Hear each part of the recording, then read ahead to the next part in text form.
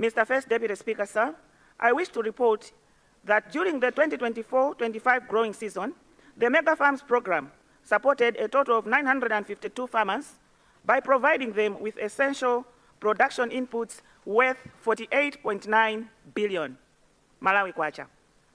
This 49.8 billion Malawi kwacha was besides the program having only 14.8 billion kwacha at its disposal. Mr. First Deputy Speaker, sir, out of these 952 farmers, 6% were from the southern region, 78% from the central region, and 16% from the northern region. Mr. First Deputy Speaker, sir, out of the 952 farmers, only 11% have fully settled their loans. About 16% have made minimal partial payments amounting to 3.9 billion kwacha. The majority of farmers, 688 of them, representing 72% of the group, have not made any repayment at all. This is despite them holding 81% of the total exposure. Mr. First Deputy Speaker, sir, for the 2025 season, loan repayments from sale of maize delivered by farmers is at 10.5 billion, translating to an overall collection rate of 19%. Mr. First Deputy Speaker, sir, out of the expected 88,000 metric tons in the 2024-25 farming season, only 8,318 metric tons of maize was delivered to ADMAC, NFRA, and ACE, Agriculture Commodity Exchange. Mr. First Deputy Speaker, sir, maize that was meant to be delivered to these institutions was sold to vendors. Maize was withheld in anticipation of high prices during the lean period. Mr. First Deputy Speaker, sir, a large number of these defaulters were mere vendors who sold the fertilizer on the open market. Mr. First Deputy Speaker, sir, as Professor Arthur Peter Mutharika, our president has always said, the hunger that hit this nation, where a lot of Malawians suffered, was a very well calculated and organized cruel disaster. Mr. First Deputy Speaker, sir, what this means is that the total exposure for the growing seasons, that's the 2 seasons, is at 55.5 billion, excluding accrued interest. Mr. First Deputy Speaker, sir, some of the reasons for non-recovery of these loans include deliberate underfunding to NFRA and ADMAC so that they could not buy the maize from farmers. This was one of the lame excuses for not delivering the maize or produce to these institutions. Secondly, most of the people who were given loans were not farmers but vendors who sold the inputs on the open market. Number 3, the issuance of redemption certificates was so politicized to the extent that most of the people who got the loans were not motivated to pay back. No committee was formed to scrutinize the farmers as was required. Number 4, there was no collateral attached to the loans. Hence, there was no motivation to repay. This also made it very difficult for Mike to enforce repayment. Mr. First Deputy Speaker, let me mention that people who got these loans or these inputs, the amounts ranged from just over $500 million Malawi kwacha to millions of kwachas, and there was no collateral. On loan recovery efforts, Mr. First Deputy Speaker, sir, my ministry has taken serious measures to ensure that all farmers settle their loans in full, considering that this is taxpayers' money. Mr. First Deputy Speaker, sir, the Malawi Agricultural and Industrial Investment Corporation, MIC, is the administrator of the funds, and they have made every effort to recover the loans. MIC has to a great extent intensified a coordinated risk containment strategy to preserve value, accelerate recoveries, and protect the revolving integrity of the mega farms portfolio. Unfortunately, this has not yielded much.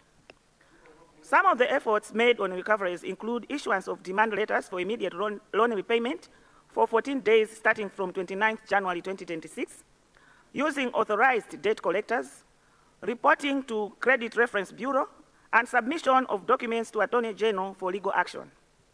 Lastly, Mr. Speaker, sir, my ministry will also undertake a forensic audit of the Mega Farms program to establish the fraud and embezzlement practices.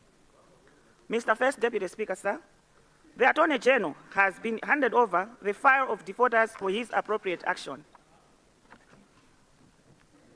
Now I come to this growing season, 2025-26. Mr. First Deputy Speaker, sir, in the current 2025-26 growing season, government halted the misplaced support to Mamega Farms Angono Angono, awaiting the audit and review of the program operations. The ministry is collaborating with various institutions to boost maize production. These include Salima Sugar Company Limited, Greenbelt Authority, Lilongwe University of Agriculture and Natural Resources, Malawi Defense Force, Malawi Prison Service, and Ilovo Sugar Company. Despite the fact that the institutions were engaged late, they have cultivated 2,216 hectares and about 8,864 metric tons of maize is collectively expected from them. Mr. First Deputy Speaker, government remains committed to reforming the implementation of the Mega Farms program. Going forward, Mega Farms Support Department will focus on several strategic interventions, including facilitating maize seed production to reduce the high cost of seed faced by farmers. Mr. First Deputy Speaker, sir, my ministry has observed with great concern that seed costs contribute significantly to high maize production costs, thereby limiting profitability of the value chain. To address this, the Mega Farms program will engage farmers and institutions in seed production initiatives to improve seed accessibility, availability, and affordability. The second approach to Mega Farms will be model industrial farms establishment. Mr. Deputy Speaker, sir, in line with the DPP manifesto, as presented by the President, Professor Arthur Peter Mutharika, the Mega Farms program will start facilitating the establishment of 2 government-owned model industrial farms, each spanning 12,500 hectares, hence totaling 25,000 hectares. These model farms will comprise of 16,000 hectares dedicated to food security crops, and 9,000 hectares will be allocated to high-value plantation crops, serving as pivotal centers for modern, large-scale agricultural development. It is expected that these model farms will be anchoring surrounding farmers as innovation platforms for technology adoption and conduits for financing and farm inputs acquisition. Mr. First Deputy Speaker, sir, this strategic approach reflects our resolve to harness the full potential of our agriculture sector and ensure food security, economic growth, and sustainable livelihoods of our farmers. Mr. First Deputy Speaker, sir, following the challenges that the program faced, the government, under the guidance and wise leadership of President Professor Arthur Peter Mutharika, has already started reform conversations to implement the best mega farm program model that will bring the intended results in terms of increasing productivity and commercialization. In conclusion, Mr. First Deputy Speaker, sir, I would like to reiterate the government's unwavering commitment under the leadership of Professor Arthur Peter Mutharika to revolutionize agricultural production by enhancing productivity, ensuring sustainability, and boosting trade and commercialization. To this end, government is actively promoting the development of emerging medium and large-scale farms aimed at increasing farmers' incomes and fostering broad-based wealth creation. Mr. First Deputy Speaker, sir, the progress detailed under the Mega Farms program shows that this government has taken a cautious approach to rebuild the otherwise good program. Government is determined to trace and recover all the money owed to the program. It is sad, Mr. Deputy Speaker, sir, that we had some elements disguising themselves as farmers and taking advantage of serious weaknesses in its administration by accessing the inputs and abusing them. Mr. First Deputy Speaker, sir, the previous government should not have done this. It was wrong. Mr. First Deputy Speaker, sir, it was immoral. However, Mr. First Deputy Speaker, sir, I want to assure this House and all Malawians that Nkulukuta Moyo will make this right.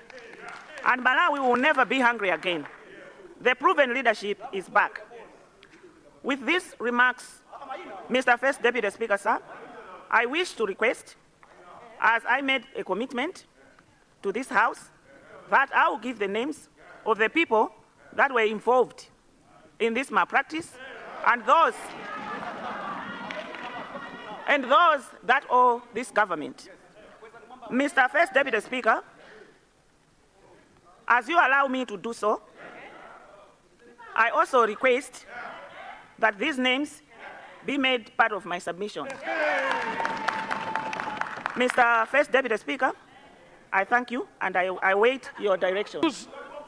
You can start to a point where this House can decide to refer the rest to the committee, but if you can manage to read all of them, you have the floor. I'm happy. Thank you very much. First, thank you. Thank you very much. Thank you very much, First Deputy Speaker. I start with those that defaulted on the 2023-24 growing season. Minister, Minister, Chifundo. Just hold on. Honour Member and Whip for MCP, you are one of the people that wants this list to be read out. And why are you raising? Thank you very much, First Deputy Speaker. I start with 2023-24 growing season. Chifundo Pakamisa, 543.3 million. Katoto Investments, 157,500,000. Regina Kanjaza, 196,946,000.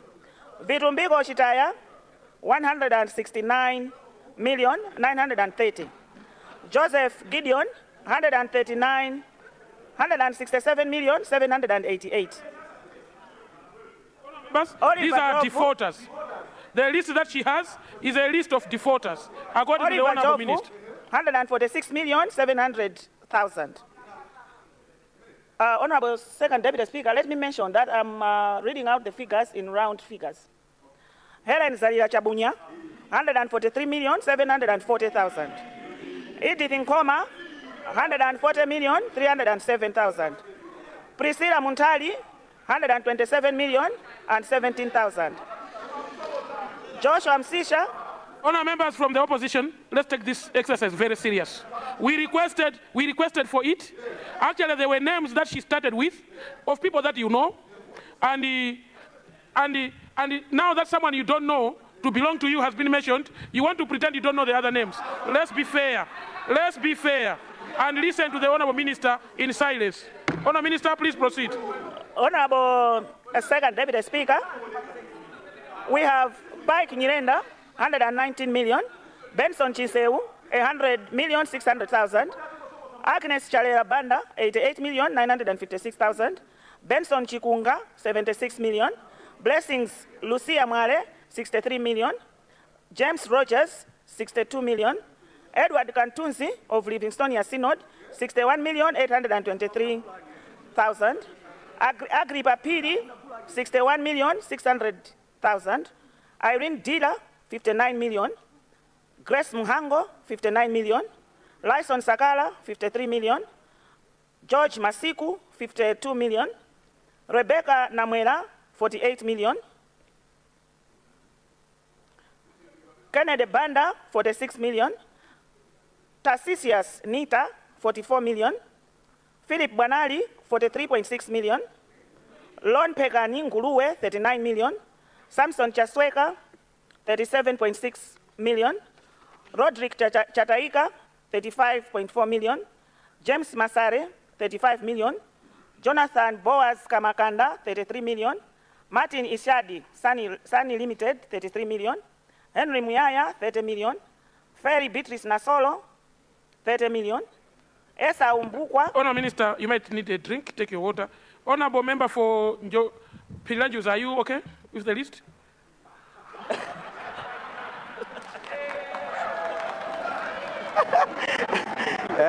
Deputy Speaker, yesterday I told you that I was angry, and today I'm very, very angry. We cannot go on like this as a country. This has to come to an end. When we borrow from government, it's not a grant. We need to pay back. So I am glad that the Honourable Minister has referred this matter to the Attorney General for legal action. And that is why I also want to ask the same Attorney General to make sure that he act swiftly on the issue we raised yesterday about the 90 billion. May the Attorney General deal with that issue. Actually, that money has to be frozen before they share. You know what happens? You see, it's very few people that actually benefit, and yet they want to paint all of us with the same brush. The same with the 90 billion. Not everyone has shared the 90 billion here. It's very few people that are benefiting from this 90 billion. And out there, people are saying it's DBB, DBB, when it's not everybody there. Very few people. May the Attorney General freeze the 90 billion and make sure that those criminals. Thank you very much. Honour members, I wanted the Honour Minister to rest a bit. And why did I pick Pilanjuzi? Because yesterday he was very angry. So listening to the names of people that he personally know, and some of them I personally know as a politician, and he knows them well. That's why I picked on him. Nothing serious. And Chiwamba, you know these people that have been mentioned. You know them well. Esa Umbukwa, 30 million. Love Mopemba, 26 million. Yanjanani Piri, 23 million. Amosi Rolento Mteto, 22 million. Priska Harawa, 22 million. Martin Dasowa, 21 million. Charles Harawa, 21 million. Charles Mazinga, 21 million. Abel Ephraim Kayembe, 20 million. Blessings Chimpamba, 20 million. Harold Foster, 19 million. Isafa General Farming, 19 million. Michael Kamua, 19 million. But there's a part payment there. Magdalena Mambia, 18.7 million.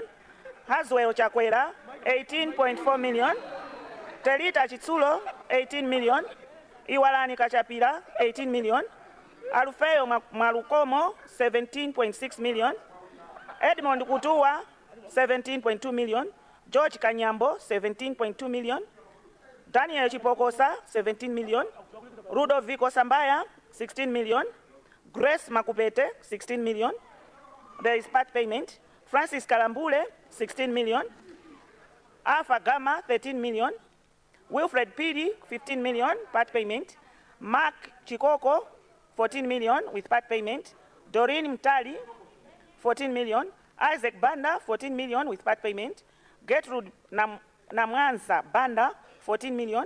Charles Kawale, 14 million. Atusae Kajala Mafulirwa, 14 million. Margaret Monica Tindwa, 13 million. Nasem Sisha, 12 million. Selemani Jalakala, 12 million. Leonard Njiko, 12 million. Kenny Gunsalu, 11 million. Fred Kazombo, 11 million. Blessings Chingolombe, 11 million. Mwangupiri Ngosi, 11 million. John Kondowe, 11 million. Joseph Makwawa, 10 million. Stephen Aipira, 11 million. Tamandani Banda, 11 million. Seka Chizinga, 11 million. Sam Chipala, 10.6 million. John Mponde, 10.5 million. Kennedy Nkoma, 10 million. Timothy Epulani, 9.8 million. Macnon Kilembe, 9.7 million. Stephen Chirambo, 9.5 million.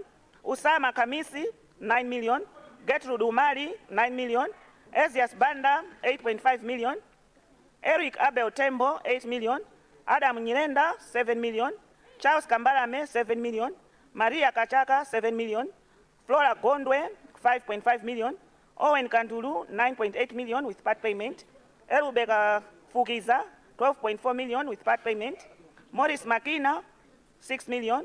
George Mjale, 6 million. Brighton Msosa, 5.8 million. Chikondi Kaparipare, 5.4 million. Christopher Tarimanja, 5.4 million. Jameson Ndawala, 5.5 million. Willie Kamera, 5 million. Part payments, Eunice Likonde, 5 million. Samson Sanena, 7 million, part payment. Togozani Onamu, 7 million, part payment. Christopher Kaunda, 4 million, part payment. Gertrude Ngwira, 12 million with part payment. Christopher Mogoya, 5 million with part payment. Matilda Mbale, 4 million with part payment. Dumisani Nguruwe, 4 million. Roslyn Mandala, 4 million. Caroline Kashirika, 4 million. Esther Putiko, 4 million. Peter Chapuma, 3.5 million. John Gutsu, 2.7 million. Anne Kandulu, 2.7 million. Harrison Limame, 2.6 million. Alice Kamanga, 2.5 million. Maggie Nundwe, 2.1 million. Blessings Chimpamba, 1.8 million. Christina Chitira, 1.8 million. Trines Madaka, 1.6 million with part payment. Kulinji Kapote, 1.1 million. Angela Ngalande, 1.1 million. Robert Mlenga, 679,000. Cecilia Mumba, 593,000. Tumbiko Mbale, 443.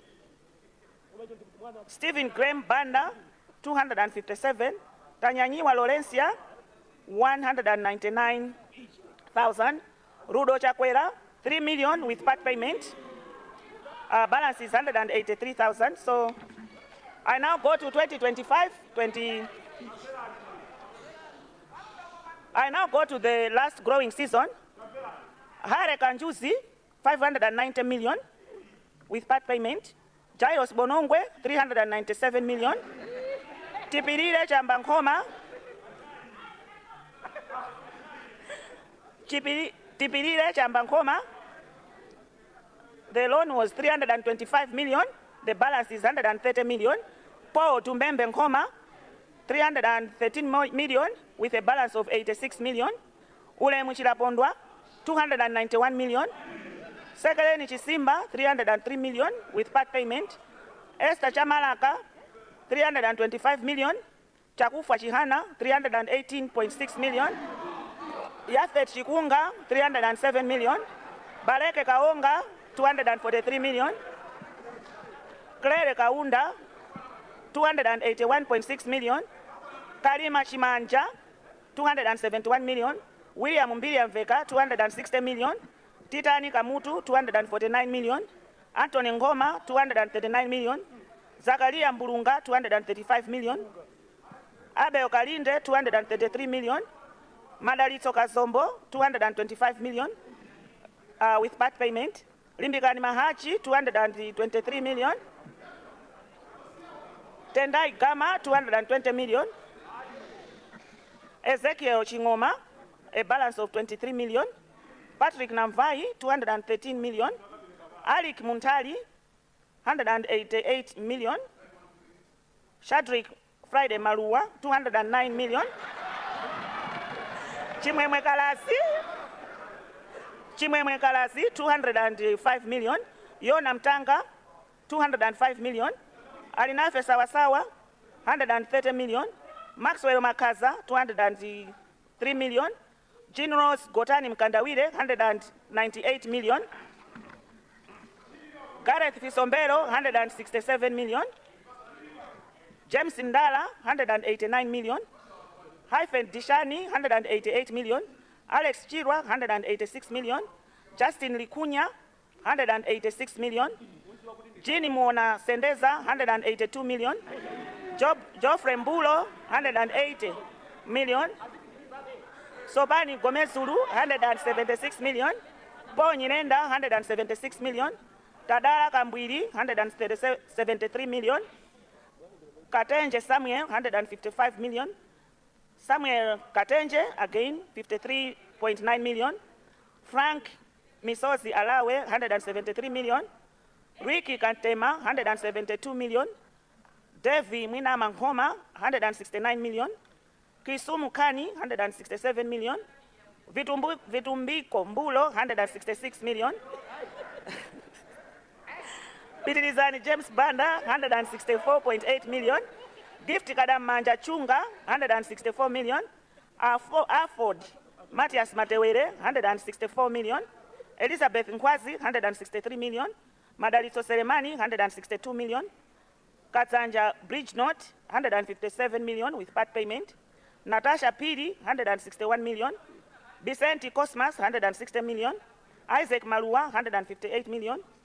Tita Farida Juma, 157 million. Mark Griven Matemba, 156 million.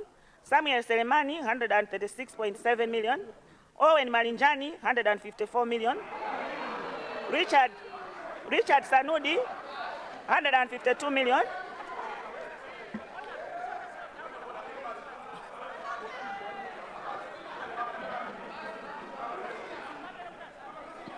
Abdul Habe Kamwendo, 152 million. Chris Elifara, 147 million.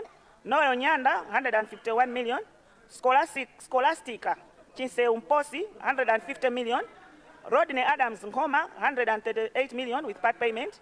Hare Malua, 137 million with part payment. Grace Jonas Chibwana, 71 million. Paul Muo, 148 million.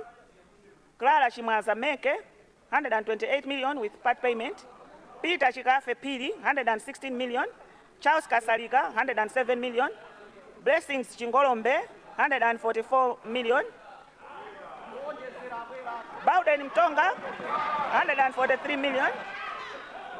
Regina Ganjaza, 142.9 million. Peter Malua, 128 million with part payment. Jafet Vinyemba Banda, 140 million. Fatima Sanudi, 137 million. Jessica Pombe, 137 million. Smollett Kachere, 137 million. Mavuto Simon Kaunda, 136 million. Samson Chikako Selemani, 119 million with part payment. Michael Felix, 135 million. George Elisa, 132 million. Nzuzu University Trust Fund, 93 million balance. Martin Julius Jawadu, 132 million. Jessica Mbuku, 127 million. Selemani Chalakala, 126.6 million. Kashima Cooperative, part payment, 111 million. Willard Kanali, 126 million. Changu Cooperative, 126 million. Albert Chitakuko Nyirongo, 126 million. Edith Nkoma, balance of 85 million. Abraham Kaiton Mwale, 125 million. John Mbendera Samalani, 124 million. Saiware Kavina, 120 million. Benjamin Paliani, 120 million. Mavuto Kambalame, 117 million. Kondwani Kambuzi, 117 million. Dano Mosesi, 117 million. Charles Yusufu, 117 million. Riazi Isa, 117 million. Yasin Makobala, 117 million. Matthias Matewere, 116 million. David Ziambo, 116 million. James Mbugi, 78 million. John Samiteni, 115 million. Emile Chokani, 115 million. Martin James Banda, 115 million. Bright Msosa, 115 million. Anne Chibwana, 114 million. Roderick Samuel, 95 million. Amos Chibwana, 111 million. Honourable Minister, you can take it. Some of the names, I know one guy from Kawale who is completely poor and he wants 68 million. If you give him that type of money, he would have been better by now. It's very sad. If us politicians use their names or their identity cards to collect these loans, please come forward. The floor is now open for you to come forward. Honourable Minister, you still have the names? Yes. Roderick Samuel, 95 million per payment.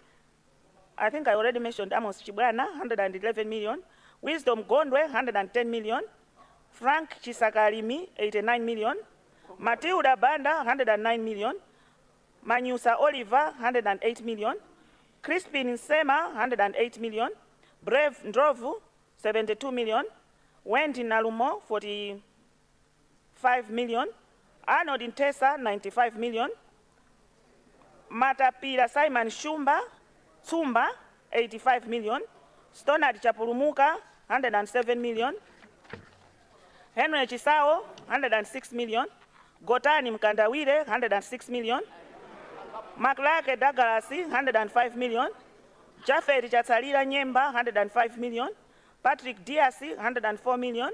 Memory Moyo, 100 million part payment.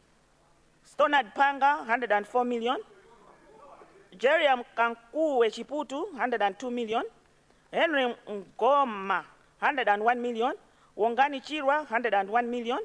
Kumbi Zekandodo Chiponda, 101 million.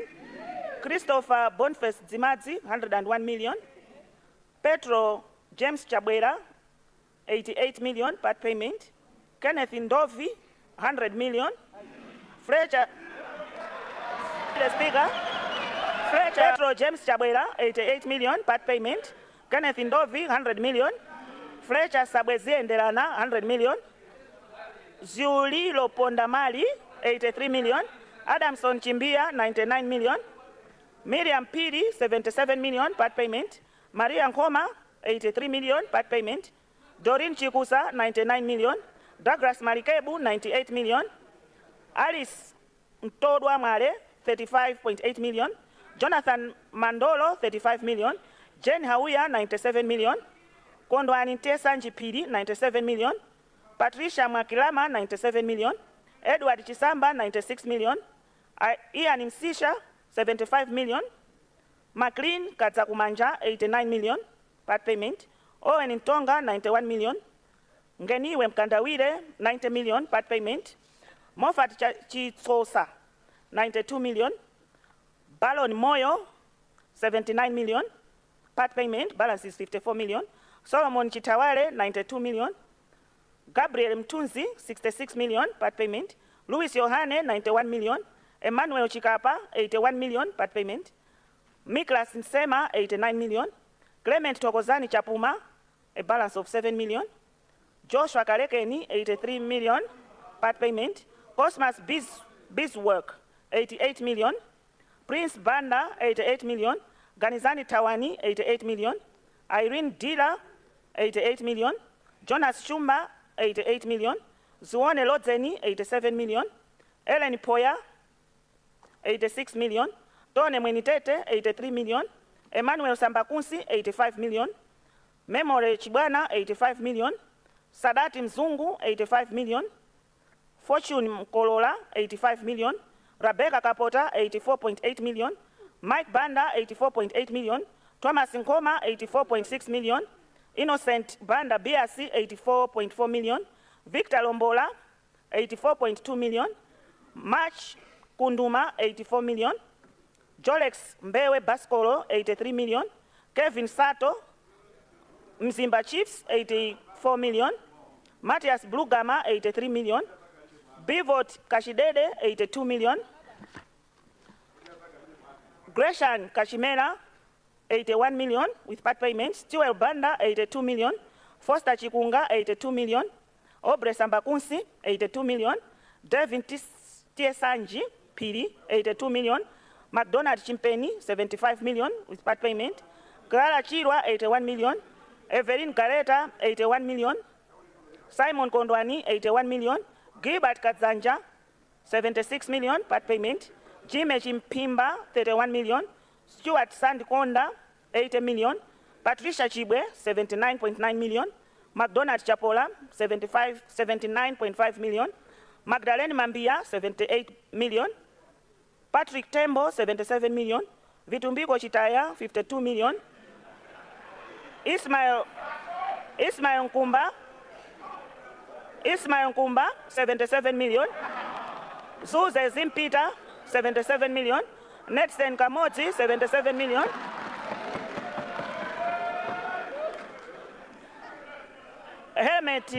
Elementi Mpambano, 77 million. James Sinoya, 76 million. Mwapira James, 76 million. Samuel Mawindo, 76 million. Christopher Kayuni, 76 million. Komani Gondwe, 61 million with part payment. Tiankulenji Nankumba, 55 million. Pike Nyirenda, 75 million. Magi Nyoni, 75 million. Zimani David Kazamila, 75.7 million.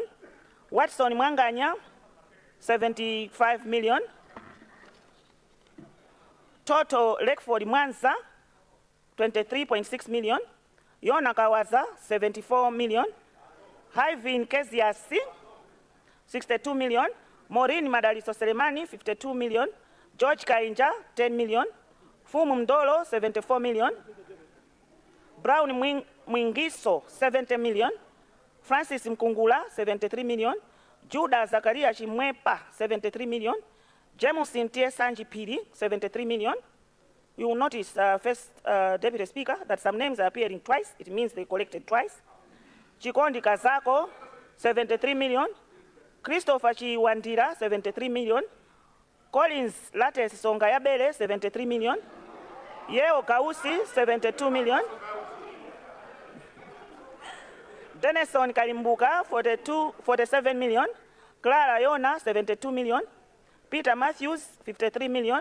Dambuzo Chikupira, 72 million. Adel Liamba Jumbe, 71 million.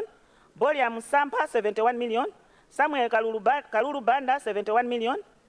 Aaron Pesere Kamtiti, 49 million. Sibongi Dehara, 69 million. Martin Pangani, 31 million. Samuel Chikaponya Piri, 68.9 million. Francis Abraham Chasema, 68.6 million. Benjamin Jere, 68 million. George Jubere Banda, 68 million. Mickford Msampa, 68 million. Alice Juma Mankhwazi, 68 million. Kama Sambani, 68 million. Chikuwepo Chitaya, 67 million. Thomas Chibwana, 67 million. John Paul Kandinga, 47 million. Gift Tembo, 67 million. Gabriel Sambani, 67 million. Bernard Navio Piri, 67 million. Bright Saka, 67 million. John Million, 67 million. Tionge Ngoma, 67 million. Honorable Minister of Agriculture, we have a legitimate point of order coming from the Honorable Minister of Education. What has gone out of order, Honorable? I know, Mr. First Speaker, the respect I enjoy from members of the House. Can you read the name and indicate whether it is me or not? Thank you. Honorable Minister of Agriculture, please take that name again and indicate the details if it is the Vice President for the Deputy DPP. Speaker, I read the name as Bright Saka. It's BRIGHT for Bright and SAKA for Saka.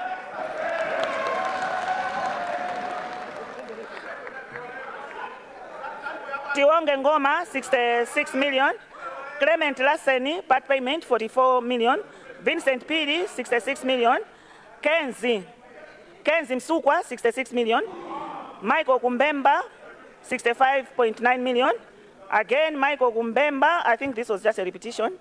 Patricia Tebulo, 65 million. Kingsley Missioni, 65 million. Figirita Gomeza, 65 million. Beatrice Mtunzi, 65 million. Brian Jerry, 65 million. Dismas Chingwandu, 65 million. Ntende Mapoka Eden, 64 million. Christopher Siliako, 64 million. Simeon Banda, 64 million. Edward Noah Ulaya, 64 million. Ephraim Charles, 64 million. Edgar Ngongola, 64 million. Panganani Chunga, 64 million. Rubina De Silva Matekenya, 64 million. Evelyn Dunga Maeso, 64 million. Trasizio Piri, 55 million, part payment. Clement Imponda, 63 million. Joseph Ngoma, 63 million. Precious Mkomela, 63 million. General Nyirenda, 63 million. Peter Mwewa, 63 million. Pirilani Chichezo, 63 million. Christopher Kampalilo, 63 million. Tamara Nyirenda, 63 million. Overton Gondwe, 44 million. Joseph Sambaya, 62 million. Frank Robert Chukupira, 62 million. Robert Nkwezalamba, 61 million. Hape Banda, 61 million. Haswell Chakwera, 60 million. Clifford Sendeza, 60 million. Joseph Maviko, 59 million. Memole Chikui, 59 million. Peter Amos, 47 million. Austin Mdolo, 59 million. Weston Masakatira, 58 million. Frankson Kalinga, 58 million. Franklin Chunga, 21 million. Fortune Kolola, 58 million. Victor Mpedwa, 58 million. Nelly Nkwaluko, 58 million. Maxwell Kavala, 58 million. Dwight Kambuku, 58 million. Rebecca Kapinda Nyirenda, 57 million. Ernest Benson, my cooperative, 19 million.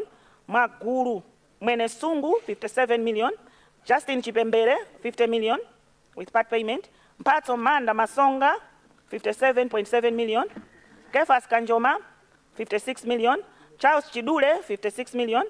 Felix Bakolomanda, 56 million. Ethel Chapita Mpanje, 56 million. Fresham Nyirenda, 56 million. Florence Kamatenda, 56 million.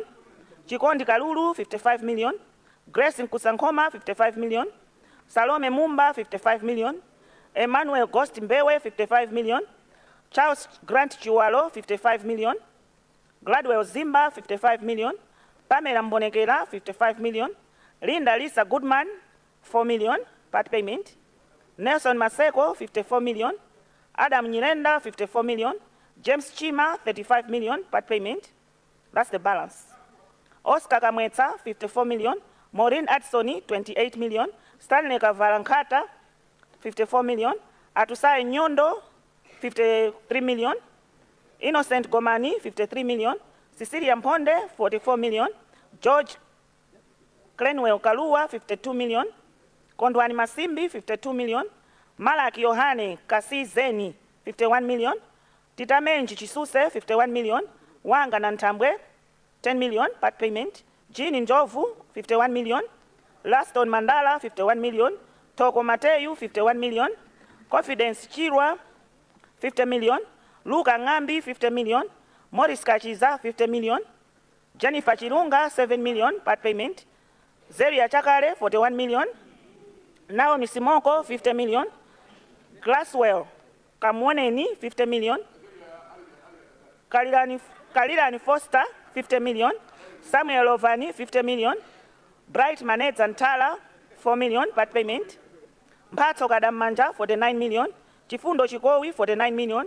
Binwell Jacobo, 49 million. Letson Limoni, 47 million. Wananga Kamozapiri, 47 million. Mwanje Sendeza, 49 million. Grace Mbite, 49 million. Daniel Tito Ngangala, 3 million, part payment. Benedetta Chamveka, 49 million. Patricia Lunguzi, 49 million. Tobias Zimba, 49 million. Chikondi Konyongwa, 49 million. Bernard Miliasi, 48 million. Lucas Kamwikeni, 48 million. Jasper Tambo, 48 million. Levison Sekako, 42 million. Lamek Konje, 2 million, part payment, that's the balance, 2.8 million. Maxwell Nkwapatira, 47 million. Lena Ndovi, 47 million. Tonex Nkwezalamba, 47 million. Isaac Mdindo, 47 million. Professor Zimani David, 47 million. Chikondi Namwaza, 47 million. Precious Piri, 47 million. Awal Manyonga, 28 million. Wellington Sogonombwe, 46 million. Hastings Yotamu, 46 million. John Chirwa, 46 million. Francis Kalambule, 46 million. Abdul Rashid Obre Amanze, 46 million. Clara Chirambo Gadi, 37 million. Plemax Makikungwa, 46 million. Golen Majamanda Banda, 45 million. Bright Siga, 37 million. Charles Ulaya Banda, 39 million, part payment. Peter Donald Mbulo, 45 million. Dorothy Kamiza, 39 million. Owen Banda, a balance of 8 million. Leonard Kachingwe, 44 million.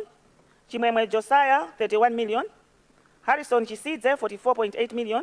Isaac Kaunda, 34 million. Bile Johnny, 30 million, with part payment. Chikadza Piri, 44 million. Muyanga Soko, 44 million. Nation Gonekeni, 44 million. Harrison Nkango, 44 million. Tafera Joasi, 41 million, with part payment. Edward Luhanga, 44 million. Agnes Siriako, 43 million. John Mwanza, 43.9 million. Kasim Daudi, 43.9 million. Noel Banda, 43.9 million. Stanley Zakaria, balance of 872,000. Alfred Kaundu, 43.8 million. Lemson Kalimbuka, 43.7 million. Eriko Kanchoa, 38 million, with part payment. Anderson Msonti, 43 million. Wilford Bosco Kwenda, 43 million. Love Moloki, 43 million. Mavuto Kufakuawa, 43 million. McDonald Chisomba Danda Uleni, 42.9 million. Anderson Msokola, balance of 9 million. Esther Ngoma, 42.8 million. Samude Masimbe, 42 million. McDonald Lupia, 42 million. Boniface Kakumanda Kadzamira Piri, 42 million. Alex Bota, 18 million. Daniel Nyama, 41.8 million. Togo Chidzanja, balance of 26.9 million. Cyrus Gurule, 41 million. Michael Kalukusha, 41 million. Francis Halawa Jere, 41 million. Bile Saulosi, 40 million. Patricia Mazombwe Mbewe, a balance of 21 million. Owen Chakadza Banda, 40 million. Peter Gondwe, 39 million. Vasco Madropa, 39 million. Chance Chawanda, 39 million. Edgar Zimba, 39 million. Chisomo Banda, 2 million balance. Kondwani Chikuse, 22 million. Esnat Ndovi, 39 million. Edward Menyauti, 39 million. Peace Jere, 38 million. Davy Banda, 38.9 million. Rita Chakaza, balance of 9 million. Owen Nyirenda, 38 million. Jack Manonga, 38 million. Wilfred Lipita, 38 million. Simeon Luka Yosefe, balance of 4 million. Annette Chilunga, balance of 23 million. Harold Elenimo, 38 million. Marisen Kalasi, 38 million. Waluza Mundali Kosana, 38 million. Humphrey Capito, 38 million. Alex Mkumba, 38 million. Upson Goaka Mkandawide, 37 million. Linda Zapita, 37 million. Kondwani Gomani, 37 million. Yudas Nkwanu, 37 million. Ruben Kapondera, 37 million. Eliam Kefas, 37 million. Macmillan Kampala Nyirongo, 29 million. Leonard Banda, 37 million. Percy Bota, 37 million. Gifting Wira, 37 million. Chikaonda Malindima, 37 million. Asha Titus Kandinga, 37 million. Christina Kumwenda, 37 million. Nelson Chirwa, 37 million. Mpaso Jeffrey Banya, 37 million. John Chaponda, 37 million. Ruben Pidi, 30 million. Victoria Tadara Manjawira, 36 million. Loveness Miti, 28 million. Crispin Msema, 36 million. Takondo Mamlima, 12 million. Oscar Simputwa, 36 million. Loudon Milioni, 35.8 million. Ozias Chidovu, 15 million. Chimwemwe Banda, 35 million. Patience Tokonombe, 35 million. Jana Mustafa, 35 million. Trevor Hiwa, 35 million. Sylvester Chezeni, 29 million. Gresham Sulamoyo, Kam Nyamata, 35 million. Saidi Lemson Banda, 35 million. Sungeni Ngonamo, 35 million. Gladstone Kingsley Chimbanga, 34 million. Laura Kandulu, 34.8 million. Catherine Kampandira, 34.8 million. Philemon Banda, 34.7 million. Stephen Chikwakwa, 34.7 million. Mary Patulana Nkata, 10 million. Dyson Gondwe, 34 million. Maureen Chirwa, 34 million. Noel Hara, 34 million. Jethro Fraser Chikafa, 34 million. Mbezuma Elias Jumbo, 34 million. Ignacio Kalema, 33.9 million. Horace Elias Mumba, 31 million. Ellen Gunda, 15 million. Priska Joramu, 25 million. George Kabaramula, 8 million. Arafat Nkata, 33 million. Bofen Banda Campeni, 85 million. Patricia Chimwemwe Mkanda, 33 million. Devi Munga Detse, 32 million. Dyson Kadzanja, 32 million. Harrison Kaponya, 32 million. Austin Kamanjinya, 32 million. Kennedy Msokola, 32 million. Siraj Pidi, 32 million. Aaron Chizanja, 15.8 million. Owen Kamoa, 32 million. Brian Story, 1.9 million balance. Laimon Zipondo, 32 million. David Kambalame, 32 million. Daniso Chipeta, 32 million. Thomas Nderemani, 20 million. John Lebohang Tembo, a balance of 16.6 million. Thomas Malopa Gondwe, 31.8 million. Gribeta Masamba Moyo, 31 million. Lake Bota, 31 million. Laisim Zandu, 31 million. Lilian Katenga Kaunda, a balance of 11 million. Stephen Jairos Pidi, 31 million. Lugano Kalongolera, 31 million. Various Baulen Chipala, 31 million. Alfeo Masiku, 2 million. Barnett Kamanga, 31 million. Gerard Chivwenene Msoya, 24 million. Marizeni Gamalia, 29 million, part payment. Sarah Mili, 11.8 million. Medson Chisempere, 24 million. Grace John, 30 million. Alfred Masanya Banda, 30 million. Bibiana Ngunde, 3 million balance. Patricia Miti, 14 million. Simon Mambazi Chipeta, 30 million. Helen Mafureka Simwaka, 30 million. Henry Muyaya, 30 million. Brian Bile Kaunda, 29 million. Andrew Jafari, 18 million. Enoch Mwaza, 29 million. Anne Fletcher, 29 million. Edith Kwambiri Mtunga, 29 million. Tiane Nyirenda, 29 million. Feluna Mpasula, 29 million. Mark Greens Wilfred Nyarubwe, a balance of 3 million. Lasford Nkaramba, 29 million. Chisanzo Njombwa, 29 million. Daniel Manyongo Chitonya, 29 million. Blessings Makowa, 29 million. Willibes David, 29 million. Gloria Magombo, 25 million. Ida Sinda, 29 million. Ephraim Chiboja, 29 million. Jackson Sagawa, 23 million. Lazarus Stephen Kamanga Ziduke, 29 million. Stella Nkonya, 29 million. Shadrick Gona, 29 million. Emily Mtambo, 29 million. Alex Kazungulira, 29 million. Kefas Kwenda Kufa, 29 million. Michael David Pidi, 21 million. Felix Nkoma, 28.9 million. Matthias Mbuzi, 27 million. Dorothy Musa, 28 million. Harrison Yovu, 28 million. Concepta Kajoka, 28 million. Simon Kamlaka, 28 million. Baxter Nyangulu, 28 million. Andikuza Litete Makumula, 28 million. Blessings Mare, 28 million. Masautso Bikiel, 28 million. Nixon Chindungwa, 28 million. Evelyn Nyirenda, 28 million. Isaac Chisakala, 20 million. Bosco Wilfred Kwenda, 28 million. Elizabeth Ngomba, 28 million. Pauline Kampala, 28 million. Daniel Sosola, 28 million. George Kanyamuka Chisompe, 28 million. Jonathan Kamakanda, 28 million. Innocent Jumia, 28 million. Machisao Matala, 28 million. Kingsley Jere, 21 million. Besam Piri, 17 million. Esther Juzwelo, 27 million. Chikondi Masauso, 24 million. Gerard Machado, 27 million. Samuel Yakobe, 17 million. George Nada, 27 million. Lanes Kaunda, 27 million. Andaman Msampa, 27 million. Steve Chirambo, 27 million. Innocent Chitenga, 27 million. Betty Ngampula, 17 million. Elisa Piri, 27 million. Emile Nyondo, 27 million. Hunter Kapita Kavina, 13 million. Maria Chiringa, 4 million. John Gutu, 27 million. Bernard Njati, 27 million. Anthony Kandege, 26 million. Talimba Saide, 10 million. Linda Utembe, 26 million.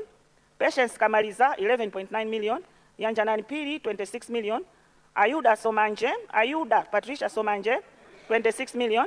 Samson Cholani, 14 million balance. Eda Mafulirwa, 26 million. Martin Kwasizira, 26 million. David Kwaloza, 26 million. Alfred Kutengule, 26 million. Austin Marco, 26 million. Hamilton Edison Chingwede, balance of 7 million. Weyani Chirwa, 19 million. Selam Sisha, 25 million. Samson Chazia, 25 million. Aonenji Kapantengo, 25 million. Whisk Kapangire, 22 million.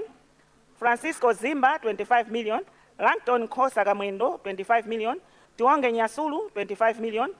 Juma Baluko Banda, 25 million. Paul Kumbulasi, 25 million. Frank Chadzunda, 25 million. Ive Paul, 25 million. Sam Chipakara Sylvester, balance of 1.2 million. Astrida Elina Beza, 25 million. Roslyn Mandala, 25 million. Abraham Liwonde, 25 million. Kingsley Tambala, 25 million. Richard Chirwa, 25 million. Sylvester Sandifolo, 25 million. Charles Nzawa, 25 million. Lisbon Koma, 25 million. Simeon Harrison, 25 million. Soka Chitaya, 25 million. Misias Chipanya, 25 million. Caroline Kashirika, 10 million. Edward Nkosiane Piri, 25 million. Geoffrey Chikanda, 20 million. Yobu Banda, 25 million. Lofiam Letesi, 25 million. Grace Kalanda, 25 million. Wongani Nganjo, 25 million.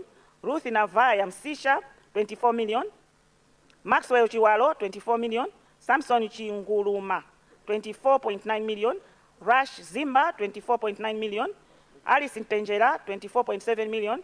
Jenny Mtetiwa, 5.8 million. Elijah Kendrick Chiwaya, 9 million. Charles Seda, 24 million. Joseph Chavula, 24 million. Todi Kalua, 24 million. Bile Milimbo, 5 million. Laston Nteka Banda, 23 million. George Gwauya, 17 million. Fanuel Kapute, 3.9 million. Tipidire Chamba Nkoma, 638,000 balance. Maxwell Ruhana, 23 million. Duncan Zamangwe, 16.4 million. Steady Mangwazu Banda, 23 million. Alex Chakwanina Mvula Major, 23 million. Daliso Chimzeka, 22 million. Felix Lukwa, 22.6 million. Mpato Chirwa, 22.3 million. Kennedy Chimpazi Mahio, balance of 9 million. Cecilia Gondwe, 22 million. Alice Kamanga, 21.9 million. Alfonso Zulu Jamali, 21.9 million. Austin Madalitso, 21.9 million. Chikondi Kamwaza, 21.9 million. Chisomo Zuze, 21.9 million. Christina Mawele, 21.9 million. Derek Ntawira, 533,000 balance. Edward Joshua, 21.9 million. Edward Mwale, 21.9 million. Emile Nongoneza, 21.9 million. Ephraim Abel Kayembe, 21.9 million. Fanuel Mateo Banda, 21.9 million. Frank Nderemani, 21.9 million. Harold Dismisi, 21.9 million. Horea Mtendere, 21.9 million. Innocent Shadrack, 21.9 million. Jailos Kolovisi, 21.9 million. Kumbo Chipeta, 21.9 million. King Parker, 21.9 million. Pondwelani Bazio Chatua, 21.9 million. Lamek Chikunda, 21.9 million. Lanos Kalinduna, 21.9 million. Mark Impande, 21.9 million. Patricia Kalumikiza, 21.9 million. Rachel Fachi, 21.9 million. Zinda Babotoman Jere, 21.9 million. Fred Mvula, 21.9 million. Jacqueline Frank, 21.9 million. Francis Gilbert Banda, 21.8 million. David Kadzani, 21.7 million. Eric Jackson Kachingwe, 21.7 million. Owen Aselod Piri, 21.7 million. Sam Sambani, 21.7 million. Vesta Tsogonombwe, 21.7 million. Diverson Chonde, balance of 542,000. Olivia Liwewe, 12 million. Joseph Lapson Jovialema, 21 million. Louis Chijiaudzu, 21.6 million. Nixon Chitete, a balance of 790,000. Chuma Chikomanya Mankandawire, 21 million. Christopher Singo, 21 million. Joseph Chawinga Shawa, 21 million. Peter Foloma, 21 million. Efford Goneka, a balance of 1.4 million. Paul Mawerengera, 20 million. Josine Muntali, 20 million. Tope Wachisa Mwanja, 9 million. Watson Msosa, a balance of 304,000. King Rex Jimmy Kilembe, a balance of 969,000. Samson Kacherenga, 19.9 million. Albert Nkandawile, 19.7 million. Annalise Matipa, 19.7 million. Muhammad Douglas, 19.7 million. Benedetta Shamveka, 19.3 million. Blessings Naomi Kaipa, 14 million. Honorable Darlington Harawa, 19 million. Gerard Machado, 18 million. Mere Chaula Chinyumba, 11 million. Luce Kwapata, 11.6 million.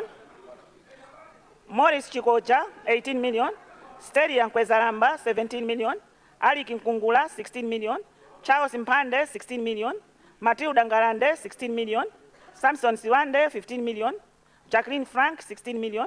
Patricia Chaola, 16 million. Grace Nyangulu, 16 million. Angelo Zimba, 16 million. Davis Yambo, 15 million. Ariele Chapiti Mazengera, 15 million. Charles Wanangwa Mpande, 15 million. Chifundo Nyirenda, 14 million. Yunston Kumbirambe, 14 million. Twaib Kazembe, 14 million. David Kambalame, 14 million. Frank Chimbereko, 2.5 million. Breknara Ediasi, 12.7 million. Frank Misozi Alawe, 12.7 million.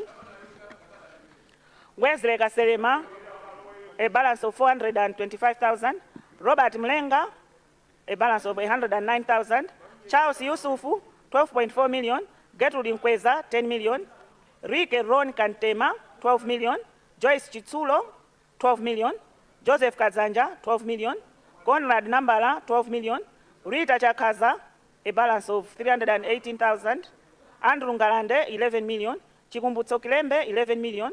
Joyce Chitsulo, 11 million. Nenani Sawasawa, 11 million. Bright Sausa, 10 million. Edgar Boniface Chiparanjira, 10 million. Twaib Kazembe, 10 million. Virginia Savilo, 10 million. Vincent Makisimuko, 10 million. Towera Nkwezalamba, 10 million. John Zondetsa, 10 million.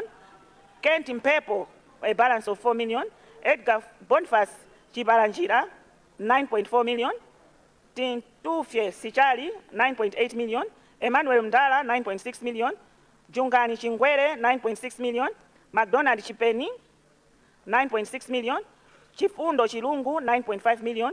Elias Mbezuma, 5 million. Grace Nkusankoma, 8.6 million. Adam Sherif, 8.3 million. Madalitso Selemani, 8.2 million. Wakisa Mwaruwali, 8.2 million. Stede Mangwaza Banda, 8.1 million. Selina Kaira, 8.5 million. Simon Kamlaka, 7.4 million. Gertrude Molande, 7.2 million. Grace Chibwana Jonasi, 7.2 million. Peterson Nyasulu, 7 million. Bernard Miliasi, 6 million. Abraham Francis Chasema, 6 million. Weston Msooya, 5.9 million. Lemison Banda, 5.8 million. Asha Titus Kandinga, 5.5 million. James Sinoya, 5.4 million. Viande Yatutu Kaluli, 5.2 million. Eric Usupu, 4.7 million. George Kalua, 4.6 million. Jonathan Frederick Chauti, 4.5 million. Pearson Isaac, 4.2 million. Tokozile Lunji, 4 million. Devi Kadzani, 3.8 million. Chatsika Kaparamula, 3.7 million. David Eliezer Daimoni, 3.7 million. Kumbo Chipeta, 3.7 million. Robert Gilbert, 3.6 million. Steve Koroko, 3.6 million. Ignacio Tobias Kalema, 3.4 million. Tamani Tandaule, 2.9 million. Bojas and Alice Gwedeza, 2.7 million. Peter Lukele, 2.6 million. Steve Chimwemwe Chikwakwa, 1.6 million. Harry Hudson Manyembe, 1.5 million. Gertrude Nkweza, 1.2 million. Ruth Masinga, 1.3 million. Amos Banda, 1 million. Matembo Ntawali, 745,000. Elijah Kendrick Chawia, 609,000. I submit first, Deputy Speaker.